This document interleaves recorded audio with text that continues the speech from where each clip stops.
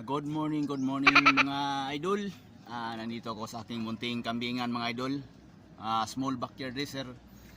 Ako mga idol, dito ko ngayon nagpapakain sa aking mga kambing. At ito sila mga idol.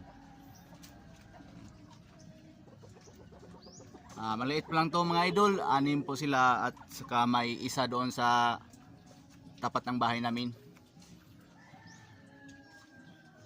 Ito, kumakain sila mga idol. Ito yung pinapakain ko mga idol. Ipil-ipil at saka kupramil. Hinahalo ko mga idol. Ang lalakas lang kumain mga idol kasi nasasanay na sila.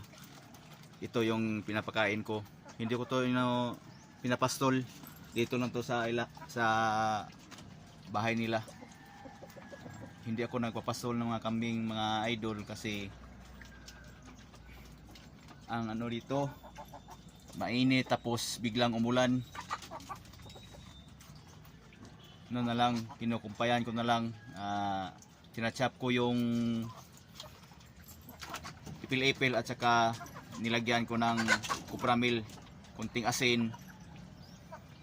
Ito yung pinapakain ko tuwing umaga at hapon mga idol.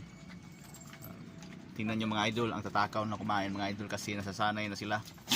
Ito yung dalawa. Ang isa mga idol, hindi to siya kumakain. Ito lang dalawa. Ito yung mama niya dito sa isa, yung sa puti. Ito yung mama niya, buntis na kasi ito mga idol. Pinasampahan ko to ng pure nga bower. Yung isa, pinasampahan ko ng pure nga Anglo. Tatlo na to tatlo na to ng anak mga idol. At saka ito yung anak niya, yung kapatid niya. Ito buntis na to, pure Anglo yung pinasampa ko sa kanya mga idol. Ito malaki na yung mga anak niya kasi itong dalawa ito buntis na naman tong mama nila mga idol.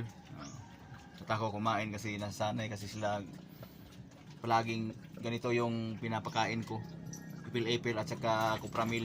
Hinahalo ko kunting asin.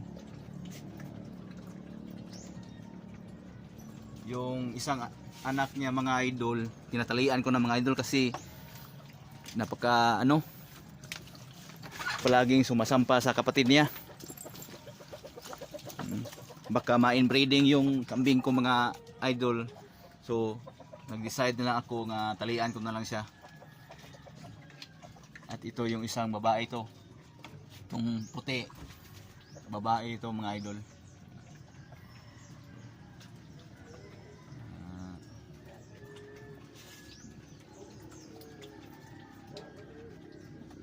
Maliit pa lang to yung kambingan ko mga idol kasi 1 year pa lang ako nag-uumpisa ng pagkakambing.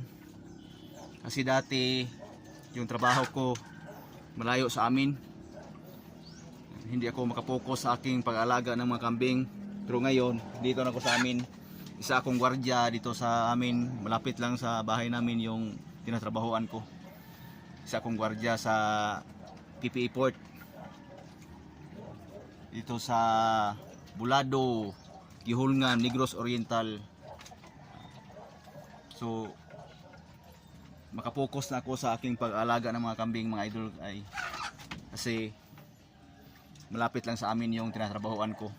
At ito na sila ngayon mga idol. 6 na sila mga idol at may isa doon sa aming tapat ng bahay namin.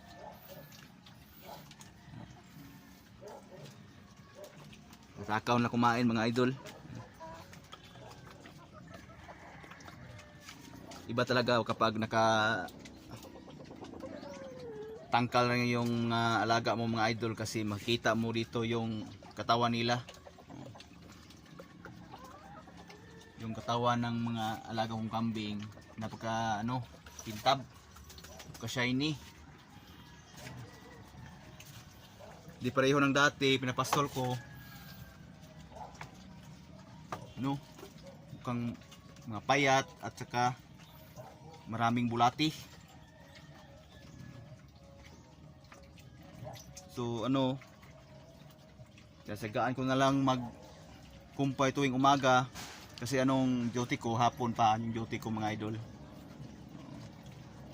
Pagkatapos tinachap ko yung ano, ipil-ipil at saka ibilad ng kunti. O ito, nasasanay na sila. Itong pinapalagi kong pinapakain mga idol.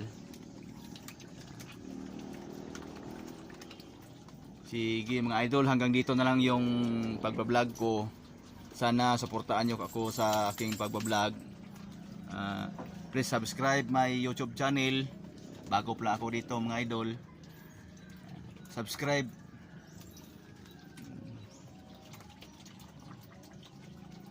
Sige mga idol, maraming salamat sa pag nanood nyo sa aking vlog. Salamat mga idol.